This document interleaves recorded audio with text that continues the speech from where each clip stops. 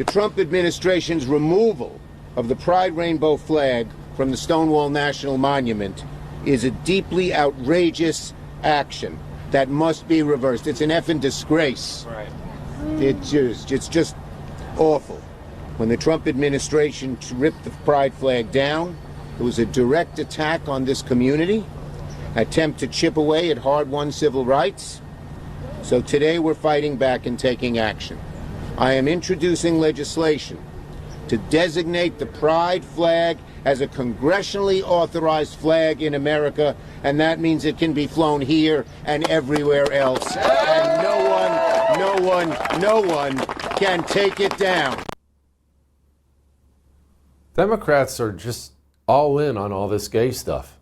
It's wild. Joining me now, the president of Courage Is a Habit, Alvin Lui. I hope I didn't screw that up. Okay, Alvin, this issue, I don't feel like, now I'm in my own bubble, I admit that, but I don't feel like this issue is a popular one with the American people, even ones who are okay with it, just kind of want to be left alone about the whole thing. Yet Democrats are all in all the time on all this rainbow demonic filth. Why? Because I think they're demonic. Exactly what you said. Thanks for having me, Jesse. Yeah. Appreciate being here. You know, I think this is such an insufferable, at best, it's insufferable and annoying to people. But we know it's more than that. It's more than that. It's dangerous. It's demonic.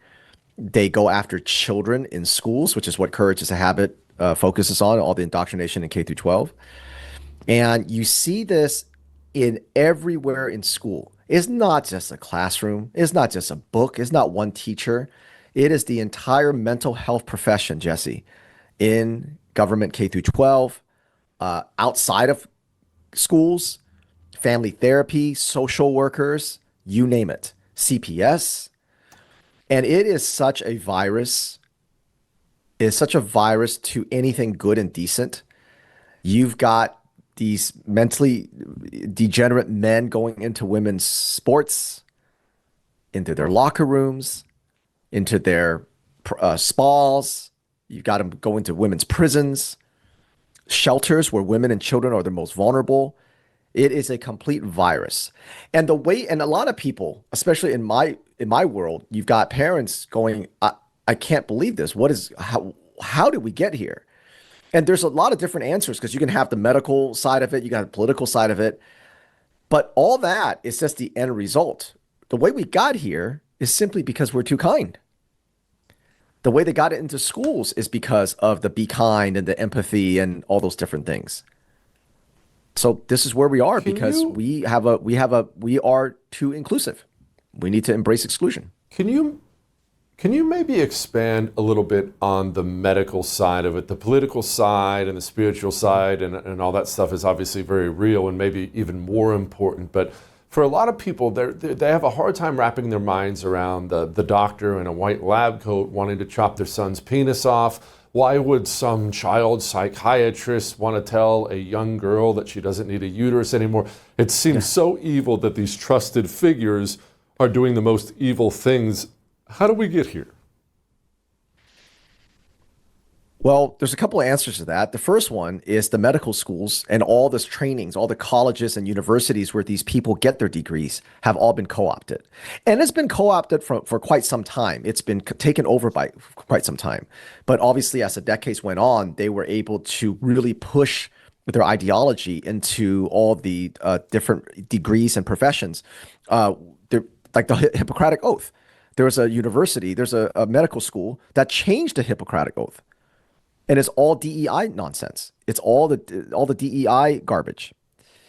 And so when these students graduate from these universities, from these medical centers, or from if they're learning to be a degree in social work or therapy, they all carry that virus with them. Same thing with the school counselors. In school counselors, all the counselors come from the American School Counselor Association. That's all they are. They're just foot soldiers for the transgender cult. Now, you think that once you get to the point where you get to the surgery, that surgeons would surely stop this, that you wouldn't need the Supreme Court or anybody to stop them, that they would go, okay, I don't care what you lunatics talk about outside, but when you come to this hospital, we're not chopping off healthy body parts. But nope, they are. They are for a lot of reasons, namely what I said about, the schools, the education, but also the money involved in putting one of these children from a very young age, starting at puberty blockers or cross-sex hormones, puberty blockers and surgeries, is a lifelong patient. They're a lifelong patient, so there's a lot of money into it. And Jesse, the last reason, honestly, besides the school and the money, the people with degrees can easily be fooled more than anybody else. I've talked to so many doctors who have been screaming about this, trying to sound the alarm, and I would always ask them the same question. How is it possible that people who reach a level of education to be a doctor or a surgeon, even something specialist like this, how is it that they cannot have the common sense that a regular person having no degree has? And you know what? They are just as shocked as we are. All they can tell me, I've asked so many doctors, they just say, they just listen to their peers. They listen to these, places like the W Path and these lunatic organizations. And we found this in COVID, Jesse, didn't we? We saw this in COVID, that the medical professions, many of them are some of the dumbest people in the world. They are really easy to fool. And that's something that we never really thought that would be true. The Supreme Court, they're working on this right now, right? What's happening?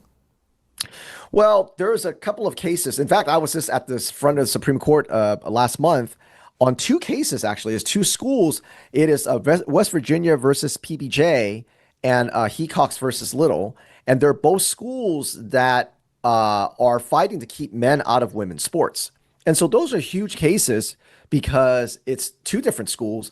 And obviously, we expect it to go the way I didn't want to say our way, Jesse. It's not even our way. It's just a way of common sense that the Supreme Court's going to rule that the schools are able to keep boys out of women's sports, girls' sports, and by extension, of course, locker rooms and bathrooms.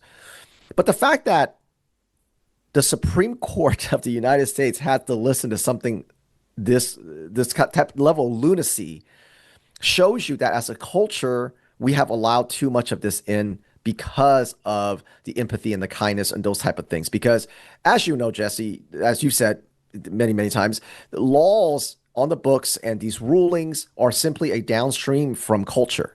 And if the culture told these people to go kick rocks and they said, oh, you have to use my pronouns or I'm going to feel offended and you're going to hurt my feelings. If everybody said, I don't care, go get your feelings hurt then.